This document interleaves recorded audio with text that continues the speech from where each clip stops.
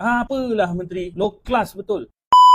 Assalamualaikum dan salam sejahtera. Sekarang ni tengah heboh kes 4 orang pelajar SPM yang merogol bergilir-gilir seorang pelajar tingkatan 3, junior dia, dalam kelas, dan bukan saja dirogol, dirakam dan kemudian disebar kepada rakan-rakan yang lain. Pagi tadi Menteri dia turun ke Jabatan Pendidikan Negeri Melaka dan dia bertemu dengan pihak Jabatan Pendidikan untuk mendapatkan laporan. Bila dia keluar daripada Jabatan Pendidikan Negeri Melaka tu, anda tahu tak apa yang Menteri cakap? Saksikan. Ya, SPM akan tetap diteruskan.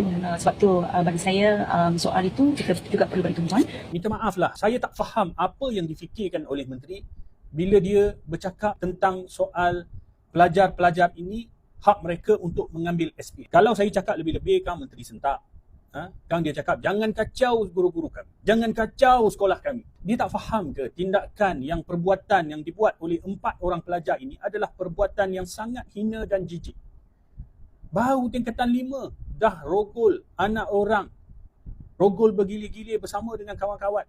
Lepas tu dirakam dan disebarkan kepada pelajar-pelajar lain. Ini psycho level apa kita tak tahulah, kan?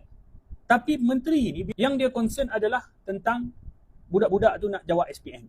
Menteri, kalau dia tak boleh jawab SPM, tak mati budak-budak tu. Tapi bila kamu nak suruh dia jawab SPM juga, cuba fikir perasaan mangsa yang dirogol itu. Orang yang buat jahat kat dia, yang buat khianat ke dia, elok dia boleh ambil SPM. Dan bayangkan perasaan pelajar-pelajar lain yang terpaksa ambil SPM bersama-sama dengan dia orang ni. Bayangkan perasaan guru-guru yang terpaksa menjadi pengawas peperiksaan kepada 4 orang pelajar ni. Tidakkah terganggu emosi pelajar-pelajar lain? Dan kalau dia orang tak boleh nak jawab SPM dengan baik sebab terganggu emosi, kamu nak bertanggungjawab. Sepatutnya gantung mereka ni serta-merta. Biarlah mereka tak ambil SPM tahun ni. Bila dibicara mereka dimasukkan dalam sekolah Henry Geni, tahun depan dia ambil lah SPM.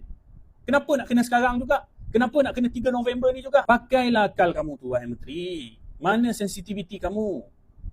Macam ni lah, kalau kamu nak sangat diorang tu ambil peperiksaan 3 November ni juga, saya cadangkan kamu ambil 4 orang pelajar ni, letak dalam pejabat menteri, kamu sendiri jadi pengawas peperiksaan, biarlah diorang ambil SPM.